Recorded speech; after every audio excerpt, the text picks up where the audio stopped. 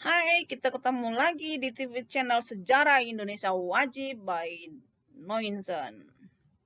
Materi kita hari ini adalah tentang jenis manusia praksara di Indonesia. Adapun tujuan kita mempelajari ini adalah untuk supaya kita semua tahu jenis-jenis manusia purba yang ada di Indonesia. Penelitian manusia purba di Indonesia. Bangsa Indonesia boleh berbangga karena temuan-temuan manusia purba di Indonesia. Dengan ditemukannya manusia-manusia purba di Indonesia, khususnya di Jawa, membuat Indonesia menjadi terkenal dan penting bagi penelitian sejarah kehidupan dan perkembangan manusia di masa lampau.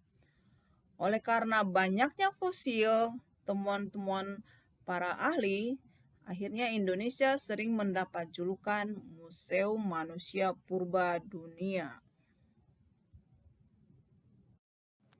Peneliti pertama yang datang di Indonesia ialah seorang dokter yang bernama Eugene Du Bois. Di Jawa, Du Bois berhasil menemukan fosil tengkorak manusia purba di dekat Trinil Ngawi, Jawa Timur pada tahun 1889 yang diberi nama Pithecanthropus erectus.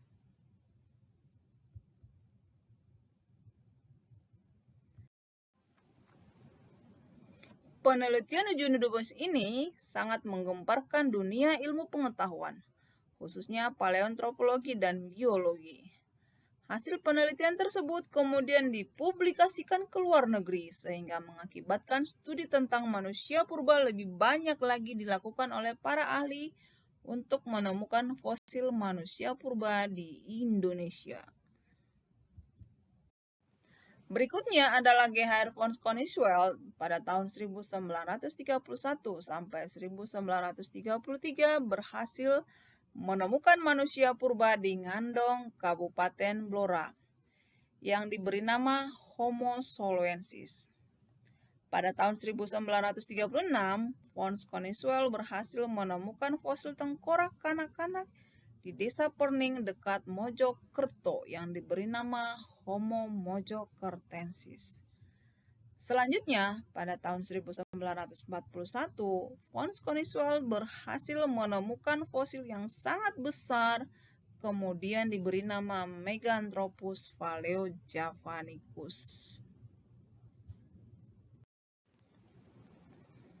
Sekarang kita masuk ke jenis-jenis manusia praksara di Indonesia.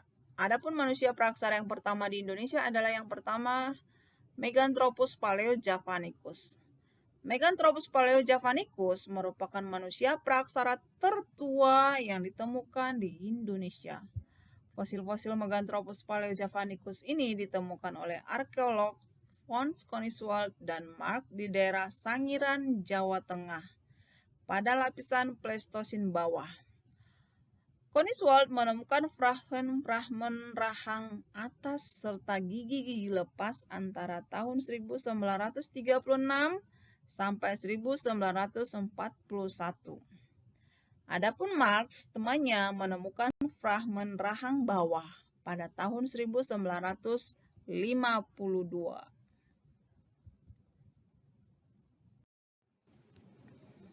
Meganthropus paleojavanicus berasal dari kata mega yang artinya besar atau raksasa, dan anthropus artinya manusia. Jadi, Meganthropus paleojavanicus berarti manusia raksasa dari Jawa. Adapun ciri-ciri Meganthropus paleojavanicus adalah sebagai berikut. 1. Hidup sekitar 2 juta hingga 1 juta tahun yang lalu. 2. Memiliki badan yang tegap dan rahang yang kuat. 3. Memiliki tonjolan kening dan tonjolan belakang yang kuat. 4. Tidak memiliki dagu. 5. Masih mengumpulkan makanan.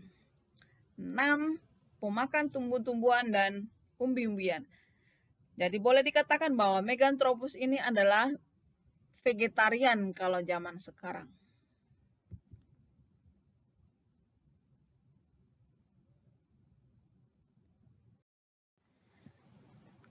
Jenis-jenis manusia purba yang kedua adalah Pithecanthropus erectus. Pithecanthropus erectus ditemukan oleh Eugene Du Bois di Trinil, Jawa Timur di lapisan Pleistosen Tengah pada tahun 1891. Pithecanthropus berasal dari kata Pithekos yang artinya kera dan Anthropus artinya manusia. Jadi Pithecanthropus erectus artinya manusia kera yang berjalan tegak. Ciri-ciri Pithecanthropus ini adalah 1. Hidup sekitar 1 juta sampai 700.000 tahun yang lalu. Kedua, tinggi badan sekitar 165 sampai 170 cm. Berat badan diperkirakan kurang lebih 100 kg. Volume otak kira-kira sampai 900 cc. 5. Berbadan tegap serta bertekuk besar dan kuat. 6. Rahang bawah dan tulang pipi sudah cukup kuat. 7. Memiliki kening dan tonjolan belakang yang tebal. 8. Makanan sudah diolah dan telah memakan daging. Jadi Pithecanthropus ini sudah tidak vegetarian. Pithecanthropus erectus adalah salah satu tahapan evolusi menuju manusia modern. Dengan kapasitas otak yang lebih kecil, yaitu 900 cc. Adapun kapasitas otak manusia modern yaitu diperkirakan 1200 sampai 1400 cc. Oleh karena itu, Pithecanthropus erectus harus dimasukkan ke genus Homo. Pithecanthropus erectus kemudian dinamakan dengan Homo erectus. Jenis-jenis manusia purba yang ketiga yaitu jenis manusia purba Homo. Manusia praaksara jenis Homo merupakan manusia yang memiliki tingkat kecerdasan yang cukup tinggi. Manusia praaksara Homo memiliki ciri-ciri umum sebagai berikut. 1. Sudah memulai berjalan tegak seperti manusia sekarang, meskipun belum sempurna. 2. Bentuk muka dan hidung lebar. 3. Dahi dan mulutnya masih menonjol meskipun tidak seperti manusia praaksara sebelumnya. Adapun beberapa manusia praaksara jenis Homo dapat ditemukan di Indonesia yaitu 1. Homo solensis, 2. Homo wajakensis, 3. Homo floresiensis. Homo solensis ditemukan oleh Terhan dan WFF Afornot di Desa Ngandong, Bengawan Solo, Jawa Tengah pada tahun 1931 dan 1000 sampai 1933. Homo solensis diperkirakan hidup antara 900.000 sampai 300.000 tahun yang lalu dan volume otaknya sudah mencapai 1000 sampai 1200 cc. Jadi sudah pintar. Homo wajakensis ditemukan oleh B.D. van Schriethouten di Desa Wajak, Tulungagung, Jawa Timur pada tahun 1889. Tinggi badannya antara 130 sampai 210 cm. Hidup antara 40.000 sampai 25.000 tahun lalu. Homo wajakensis lebih maju dibandingkan dengan Homo solensis. Dan sudah mencapai 200 cm berarti tinggi-tinggi orangnya. Yang ketiga yaitu Homo floresiensis diperkirakan memiliki tinggi maksimal manusia praaksara jenis ini yaitu sampai 106 cm. Jadi dia pendek-pendek. Dengan volume otak 380 cc. Otak 380 cc itu boleh dibilang tidak terlalu pintar. Tidak pintar banget. Tidak pintar. Oleh karena tubuhnya pendek, manusia purba jenis ini disebut hobbit. Rangka Homo floresiensis ditemukan di liang buah Manggarai, Pulau Flores pada tahun 2003.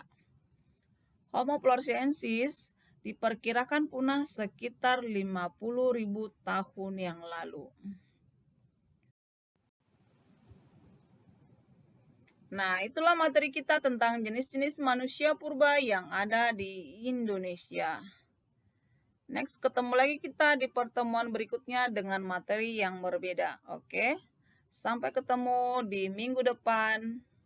Semoga kita tetap sehat-sehat selalu dan jaga tetap prokes protokol kesehatan.